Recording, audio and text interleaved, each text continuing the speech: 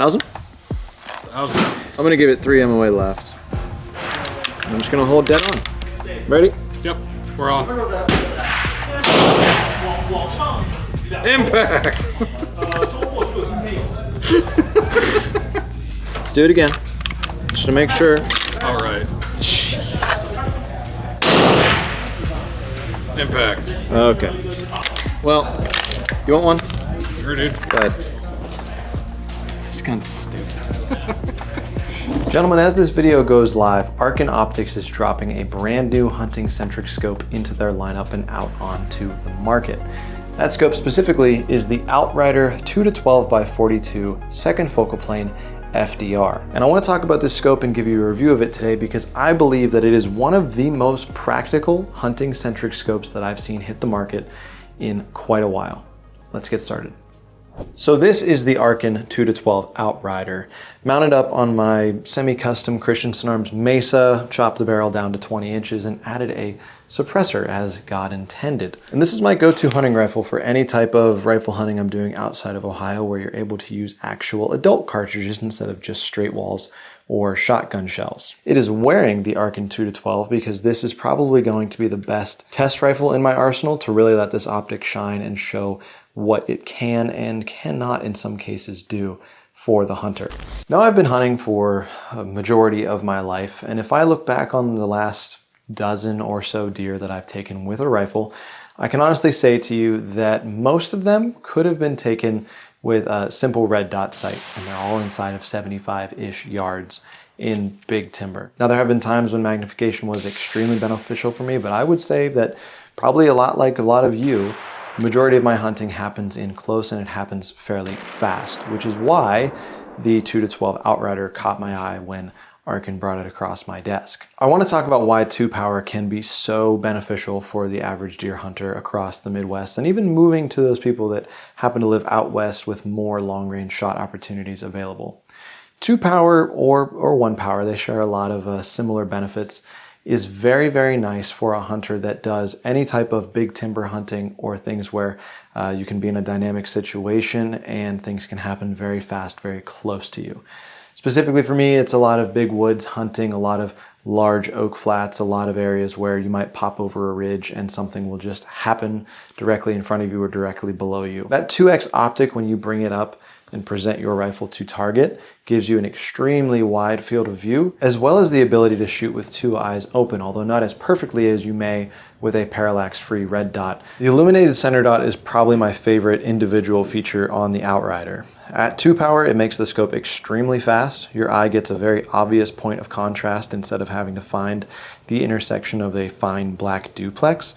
And there's another hunting application where that matters quite a bit, which is dark colored animals. So if you can imagine putting a black on black duplex up against a black bear, you can absolutely lose that intersection point of that duplex on an animal. So that fire dot reticle is great for that problem. As far as using the optic, the eye box matters a lot to me because things happen in the woods and in the field that might not happen on the flat range all that often. I want to make sure that the eye box is generous, and the eye box at 2-Power is extremely generous. They advertise about a 3.5-inch eye relief. I've found that I can still see through the optic and make shots with about 1 inch of eye relief, which I would not recommend unless you are a connoisseur of having black eyes. And I can still get a sight picture through the optic about 6 inches away from it with the naked eye at 2-Power. So now let's talk specs, size, and weight, which I find horrifically boring, but we'll move through it anyways. The Arken 2-12 is a 30mm bodied scope, which is going to give you a little bit more of adjustment range as you go to zero and dial the scope, which we'll talk about very soon. And it weighs 23.8 ounces. The 42mm objective lens also does a good job to bring in enough light, but not be so large that it has to sit extremely close to your bore and you can't use low rings, for those of you that like to use low rings. I tend to pay a little bit less attention to objective lens size than a lot of people, simply because I believe that glass quality is going to matter a lot more than your objective size on a scope. And with the Arken having very, very good glass quality for its price point, I think that a 42mm objective lens is more than appropriate and gets the job done very well for the Outrider. Now, it would be hard to make a video on an optic without talking about glass quality. Arken states high definition Japanese glass with 90% light transmission. I don't have an optic lab here available to me, so I can't test the actual light transmission rate, but what I can do is talk to you about my experience with other scopes on the market and how it adds up. So, between the Arken optic and something like the Vortex Crossfire line, this is their 3x9, which I have riding on well, it used to be a Ruger American and now almost every single part has been replaced, but it's a Ruger American sitting in a Boyd stock in 308. Compared to the glass on this rifle, the Arken is beating it out in my opinion. Crossfires are great scopes. I've used them to great effect, and for a very long time I've got quite a few of them, but I do think that the glass quality from the Arken is beating it out by just a bit. And something to note as well is that the Arken is coming in at $300. These Crossfires are typically a little bit cheaper than that, somewhere in the $200 to $250 range. Now, if you contrast that to the nicest glass that I've ever looked through, this is my competition AR in 5.56, and it is wearing a Leupold Mark IV HD 2.5 to 10. And this scope, first of all, is $1,000. But the glass is just second to none in my opinion from everything that I've looked through, and it better be if it's charging me that much money in order to have it. Now let's talk about a design that I actually really enjoy on the Arken, and that is the turret design.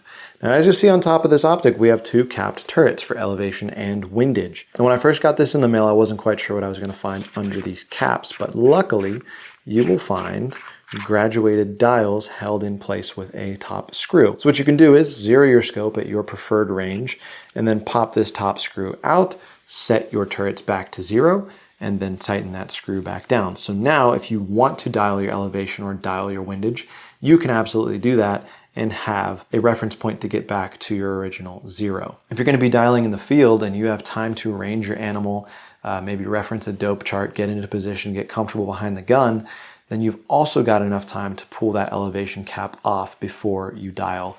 I really do not think an animal is going to suddenly be able to get away from you if you're making a 400-yard shot, but you have to take the time to spin off this cap, which takes all of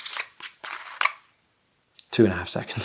So far we've talked about all the things that I like about this optic. So I want to touch on one thing that I think that I would improve from a design standpoint, but it has a bit of a caveat. The one thing I would change from a design standpoint if I could is I would love some vertical and horizontal stadia on that reticle if I could get it.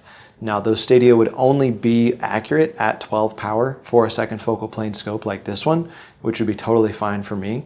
But they would allow me to skip part of the steps of having to take that cap off and dial, and it will also let me hold off for wind. It's not so much for the elevation. I don't mind dialing for elevation. In fact, a lot of times I prefer it because it feels more exact. But as far as wind goes, I personally am not a shooter that likes to dial for wind. I would prefer to hold off and sort of watch my trace and watch my splash at those extended ranges. So having a scope that has windage hash marks, maybe every MOA on the scope, would be really useful for me. But it's kind of a nitpick because if they were going to do that, they have two options: only make it accurate at that 12 power or convert this entire thing into a first focal plane scope, which is not a small job to do and would definitely end up increasing the price by probably quite a bit.